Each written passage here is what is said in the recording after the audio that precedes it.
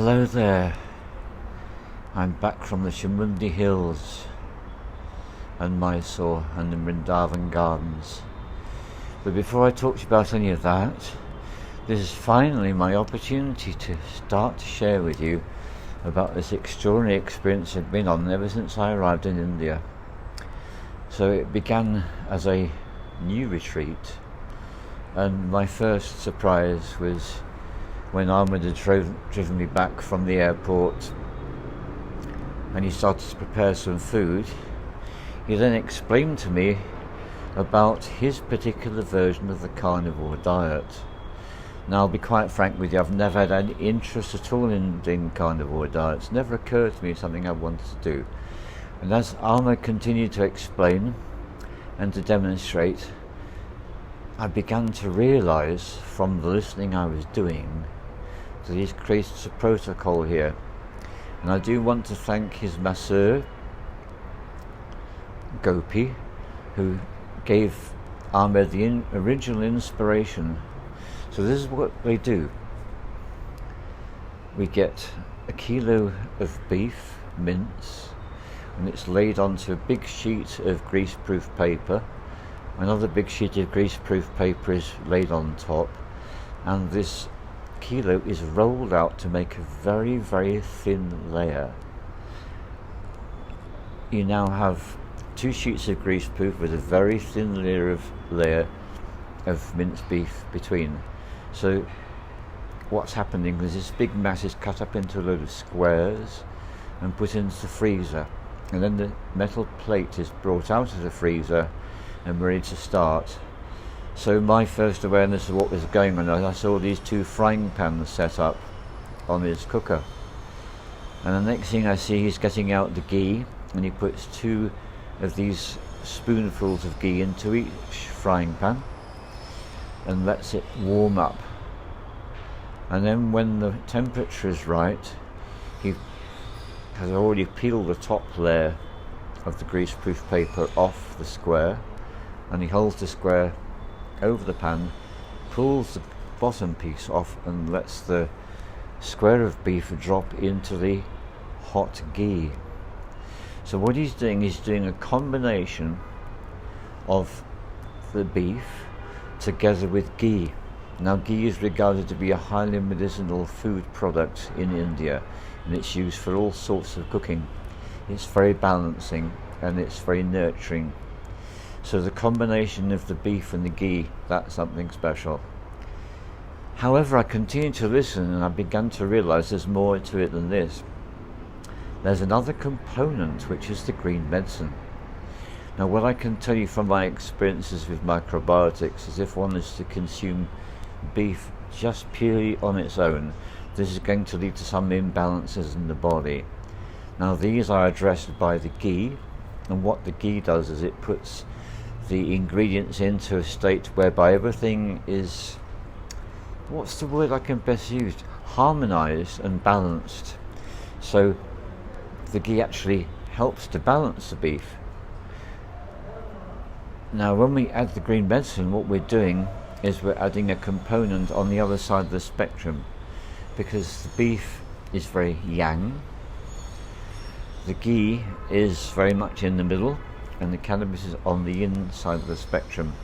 So you've got the female and the male balance, you've got the active and the passive principles engaged, the beef being active and the green medicine leading towards contemplation and allowing insights to arise. So this is what I've been working with, and some days into this protocol I was asked to add something else, and I was actually with Ahmed buying some sandals. We called into the shop on the way back, and there were these 4 beautiful, fresh, really new, large looking pomegranates, so I bought those as well. So I then added pomegranates to the protocol. So that gives us, well, let's go into a bit more detail. Beef, when you look into it, you will discover whatever nutrient or supplement you want to find out about, whether it's a vitamin or a mineral, you'll tend to find time after time that beef contains the largest amount. So the way I'm seeing this is it's a kind of a reset.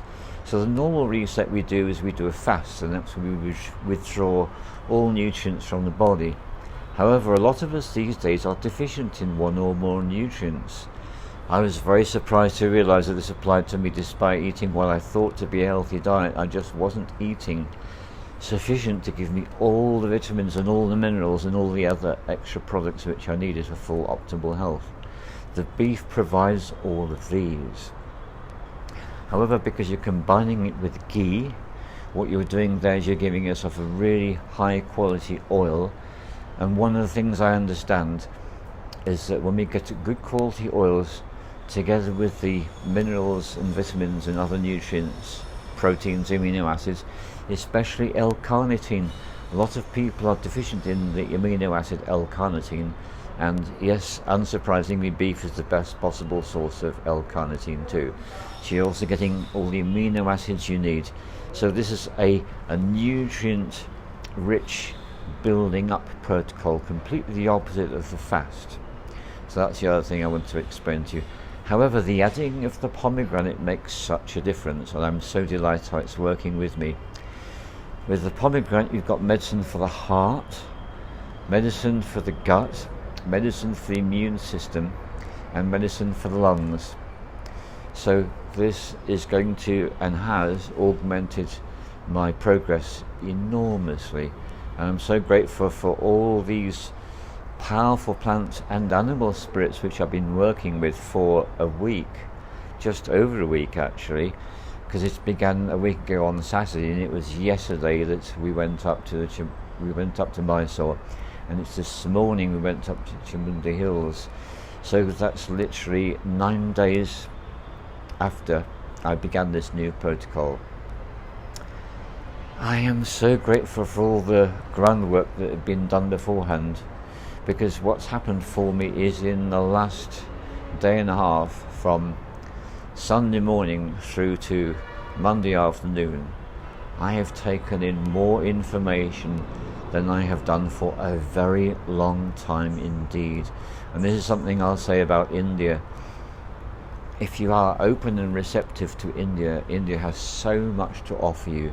There's so much to learn from the people, the environment, the climate, the way things are organised, which at first can seem incredibly chaotic until you slip underneath the superficial impression that you can pick up early on, and to realise the way everything works and flows in a harmonious way. So what was added so much is my stay in the Vrindavan Gardens Hotel. In the Vrindavan Gardens themselves, which are 60 acres of beautifully curated gardens, originally designed by a European back in the 20th century. And this is a mecca for people from all over India. They love to come to Vrindavan Gardens, and there are these huge markets that they go through before they arrive, and there's so much to explore. And as day turns into dusk and the evening starts to arrive, all these lights light up, so all the place where all the plants are and the cascading waterfalls are suddenly beautifully illuminated. And when we walked out of the hotel around dusk time to go for our walk, the first thing that Ahmed and I realised is we were being completely inundated by thousands and thousands of visitors who were all walking towards us, all the way up the hill, all the way up the different cascading waterfall levels to reach the area of the hotel and the shrine up there as well. So we were walking in the opposite direction.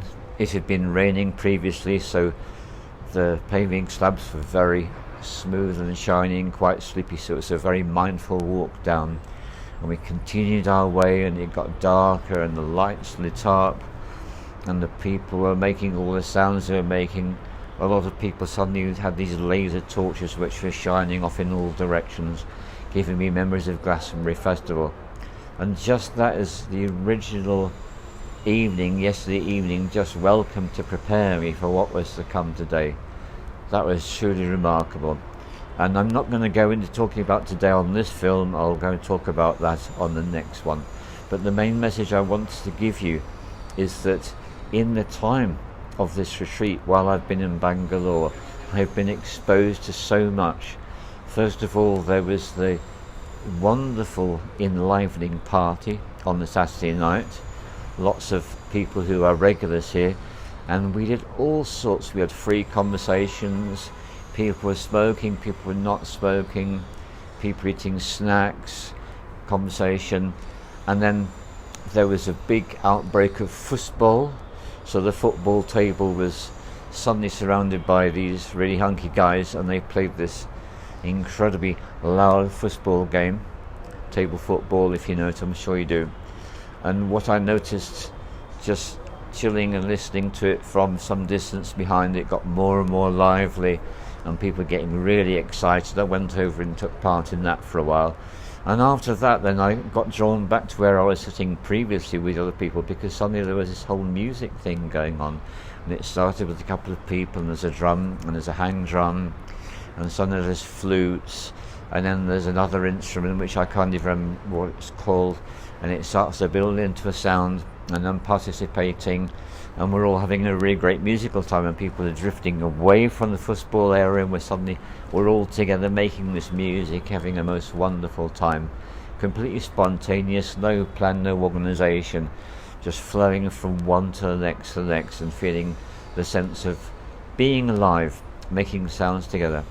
And then gradually that shifted, after some more food, into a Mario competition, and all 12 of us, this is around this huge TV screen. We've got all these remotes, and we're playing this Mario game. I know very little about computer games, so I can't tell you any more than that, but that was really quite something too. And so here's Kamini, who's just come to say hello, and we've got Kamini's friend below, who is Gopal, who looks like he wants to get up too. So it has been an extraordinary time. So then the Sunday evening we went into Bangalore, and we had these beautiful women singers and different accompanists, and that was a lovely experience. I made a separate film about that. On Monday we went over to Ahmed and Reshma, one of their Airbnb properties, and we had a very dynamic evening with this guy called Dada and Fadia and a load of their friends. And there was a gong player, there were other musical instruments going on, and what happened is we were taken through what is called an Enneagram process. And there are 9 points to this Enneagram process, and I was invited by Dada to take the point 9. In numerology, my number is 9, so I was very excited about this. And what then happened is we were taken on a journey, and this journey was through 5 emotional states. And we began with the emotion of disgust, and we were being invited to embody through dance, through ecstatic dance, what it is to fully embody and feel disgust for 1 minute. After 1 minute, we then did another emotion for 2 minutes, the next emotion for 3 minutes, 4 minutes, 5 minutes, 6 minutes, 7, 8, and for 9 minutes we went into a total state of peace after all that really forcefully strong expression. I never expected any of that, and that was such a healing in its own right, for which I am so grateful for. And I do need to say that these animal spirits have been great healers to me. They've drawn off excess energy when I have needed that to be done. They've provided love, companionship, support and appreciation, and it's just been an absolute joy and a delight to be with Kamini and Gopal, these 2 wonderful cats. So I feel so very well looked after here. Gopal is now licking my skin, which is one of the things he does just to draw off excess energy, and Kamini is also just giving a little claw with her paws, which also does the same thing. So I'm going to disturb the cats now. Sorry dudes, but it's time for me to switch off the film, and we'll do part 2 another time. There we go guys, that's it. Thank you very much. All the love to you, and thank you so much for your time and your attention, and I welcome all your comments, and I'll be up with the next one soon.